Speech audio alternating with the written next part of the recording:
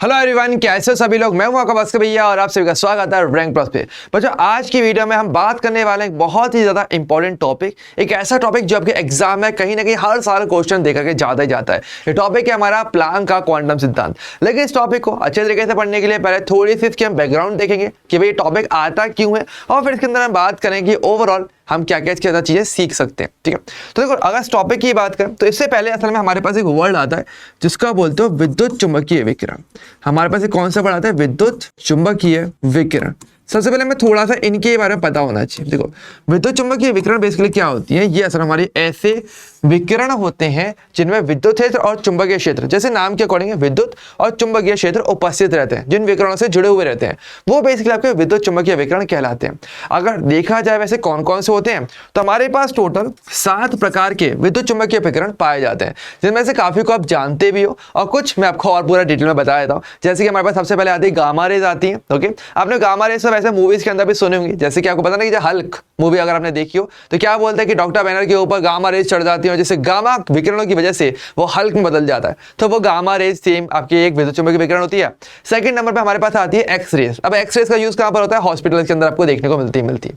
जब आप बेसिकली आपकी हड्डियों का जो आपका वो ढांचा देखना होता है तो बेसिकली आप एक्सरे का यूज करते हो। अगर कोई एक्सीडेंट हो जाए तब भी हम उसी का यूज करते हैं।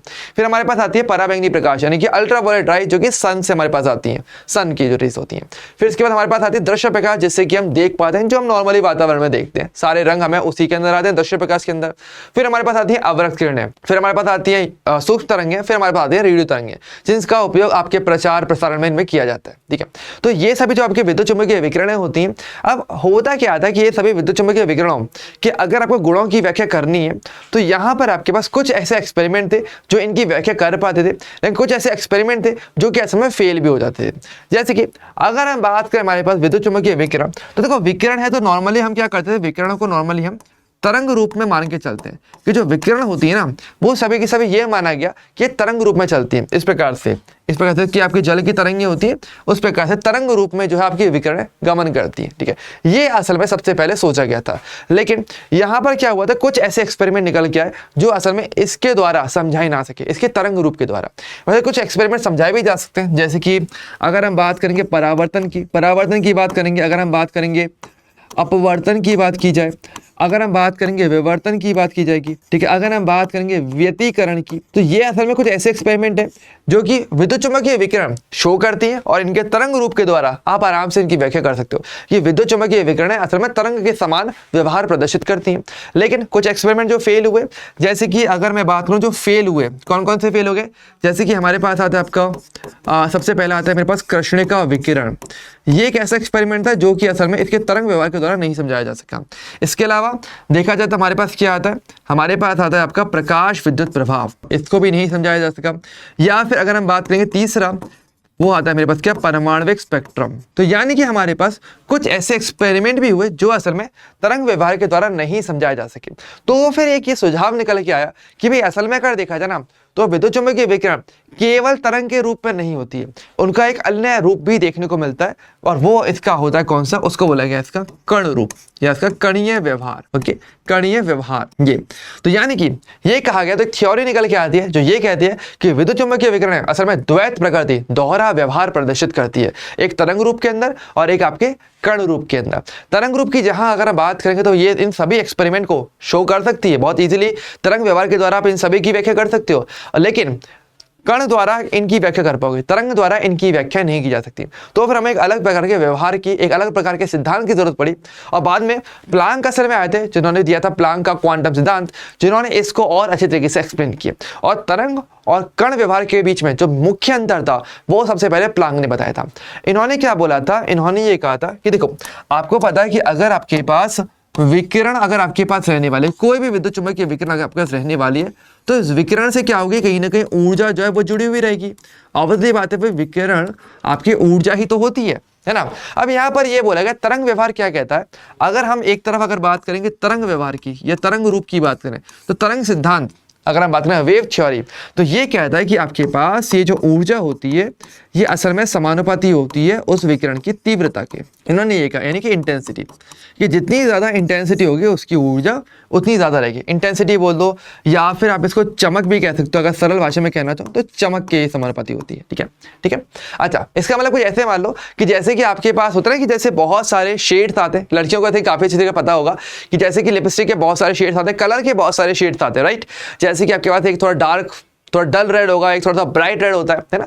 तो जिसकी चमक ज्यादा, मतलब उसमें एनर्जी, उसकी ऊर्जा ज्यादा होगी, इसका मतलब ये हो जाता है। तो अगर आपके पास डल रेड कलर है, आपका थोड़ा सा गहरा लाल कलर होगा, तो वहां पर क्या होगा, उसके अंदर ऊर्जा कम होगी, जबकि चमकीला जो लाल होगा उसकी ऊर्जा ज्यादा होगी तुम्हारी। इसका मतलब ये था। तो तरंग सिद्धांत को इस प्रकार से व्याख्या कर रहा था ऊर्जा की।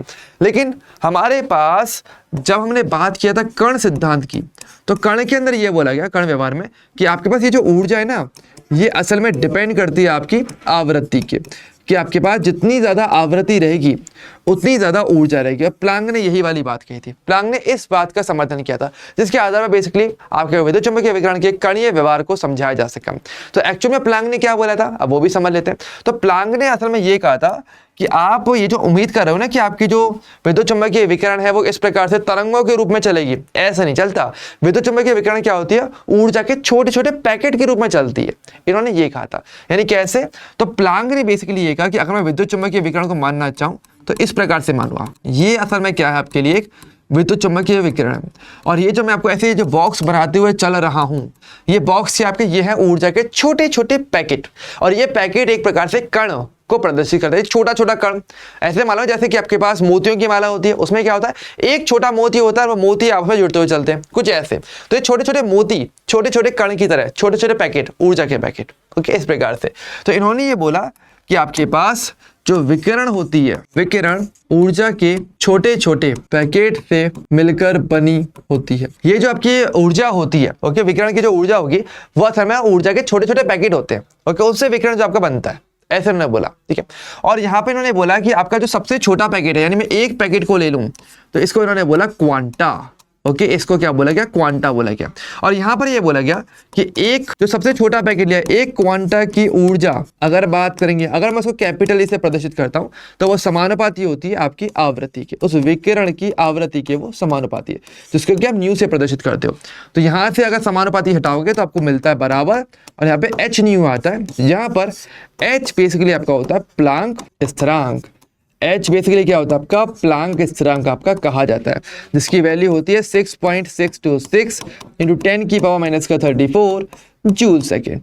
ओके, तो ये आपका प्लांक स्थिरांक आता है। तो इस तरीके से, तो यहाँ पर असल में इन्होंने व्याख्या की थी। और जब बाद में इस आवृत्ति वाले कॉन्सेप्ट को लिया गया कि भाई आपके पास जो विकिरण की ऊर्जा वो आवृत्ति पे डिपेंड करती है, तो जो एक्सपेरिमेंट ये समझाए नहीं जा सकते थे, इन सभी को फिर बाद में प्रॉपरली समझाया गया था, कृष्णिका विकिरण के कॉन्सेप्ट को भी, इसके अलावा प्रकाश विद्युत प्रभाव को भी, और परमाणु स्पेक्ट्रम को भी। ठीक है, तो यहाँ पर फिर काफी सारी डिटेलिंग आती है। ठीक है, और यहाँ पर देखो फॉर्मूले में फिर आप और भी इम्प्रोवाइज भी कर पाते हो। जैसे कि आपको पता है तो एक क्वांटा की ऊर्जा है, तो अगर आपके पास जैसे कि n क्वांटा हो तो n क्वांटा की ऊर्जा क्या हो जाएगी, n संख्या में अगर क्वांटा हो तो n क्वांटा की ऊर्जा मेरे पास क्या निकल के आएगी, तो ऑब्वियसली बात है यहाँ पर आप क्या करोगे, इस फॉर्मूले के अंदर n से गुणा कर दोगे।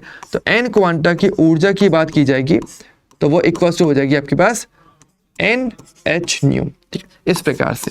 ठीक है, और n क्या होती है, अगेन आपके पास संख्या होती है। ठीक है, और इसी को क्या बोलते हैं आपका, कि ऊर्जा आपकी क्वांटीकृत हो जाती है। ठीक है, यानी कि वो कुछ पदों के हमेशा पूर्णांक गुणनफल में होती है। हमेशा n क्या है, हमेशा एक पूर्ण संख्या होती है।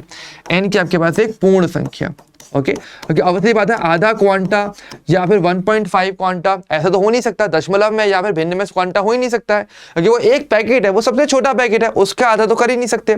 तो आपकी ऊर्जा क्वांटीकृत हो जाती है, मतलब वो कुछ पदों के पूर्ण गुणांक के रूप में बन जाती है। इसी को ऊर्जा का क्वांटीकरण करना भी कहते हैं। तो प्लांक ने सिद्धांत इधर भी रोल करता है। ठीक है, तो काफी अच्छे कॉन्सेप्ट आपके प्लांक सिद्धांत के अंदर निकल के आ जाते हैं, और एक से बढ़कर एक कॉन्सेप्ट। ठीक है, अब चाहो तो देखो इसमें बहुत सारे फॉर्मुलेज भी बना सकते हो, जैसे कि आपको पता है न्यू आपके पास जो आवृत्ति होती है वो तरंग दैर्ध्य है, तरंग संख्या इनसे भी संबंध रखती है, जैसे कि आपके पास कुछ नए फॉर्मूले भी निकल के आते हैं। ठीक है, तो ये सब चीजें आपको क्या देखने को मिलती है, प्लांक के क्वांटम सिद्धांत के अंदर देखने को मिल जाती है। बहुत ज्यादा इंपॉर्टेंट टॉपिक है। ठीक है, लेकिन बच्चों ये जो मैंने आपको बताया ना, ये सिर्फ एक छोटा सा ट्रेलर टाइप वीडियो होती है। ठीक है, लेकिन अगर आप पूरी पिक्चर देखनी है कि जिन चीजों को प्लांक ने बाद में समझाया था एक्चुअल में कैसे समझाया गया, क्योंकि आपके पास इस पर्टिकुलर टॉपिक से क्वेश्चंस आते ही आते हैं और हर साल आते हैं। 3 टॉपिक है अच्छे खासे, प्लांक का क्वांटम सिद्धांत एक हो गया, इसके अलावा कृष्णिका विकिरण, प्रकाश विद्युत प्रभाव, या फिर अगर हम बात करेंगे परमाणविक स्पेक्ट्रम जिसपे आगे देखिए पूरा बोर का मॉडल आधारित है, वो सारा बहुत इंपॉर्टेंट रहता है। और आपको पता है हर साल क्वेश्चन वो